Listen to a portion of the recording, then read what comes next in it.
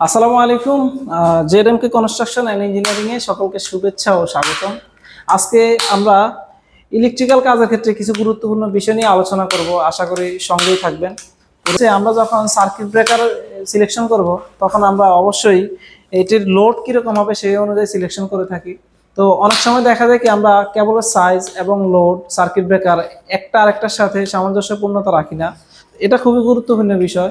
যেমন ধরেন আপনার লোড অনুযায়ী আপনি যে পরিমাণ কেবলের সাইজ দিলেন, তো সেক্ষেত্রে দেখা যায় আপনার তার সাথে যদি ওভারলোডে সার্কিট ব্রেকার সিলেকশন করেন, তাহলে আপনার ওভারলোডের কারণে সার্কিট ব্রেকার ট্রিপ করবে না। সার্কিট ব্রেকারটি সাপোজ আপনার লোড যদি থাকে 10 অ্যাম্পিয়ার বা 8 অ্যাম্পিয়ার লোড, সেক্ষেত্রে আপনি সার্কিট ব্রেকার দিলেন 32 অ্যাম্পিয়ার বা 20 অ্যাম্পিয়ার লোড যাওয়া পর্যন্ত আপনার সার্কিট ব্রেকার ওভারলোড প্রোটেকশন দিবে না। সেজন্য আপনার কেবলের উপরে চোট পড়বে, অনেক সময় কেবল পুড়ে যেতে পারে। হ্যাঁ, এটি খুবই গুরুত্বপূর্ণ বিষয়। আশা করি সবাই বুঝতে পেরেছেন। সবাই এই জিনিসটা খেয়াল রাখবেন। ধন্যবাদ সবাইকে। আল্লাহ হাফেজ। আসসালামু আলাইকুম।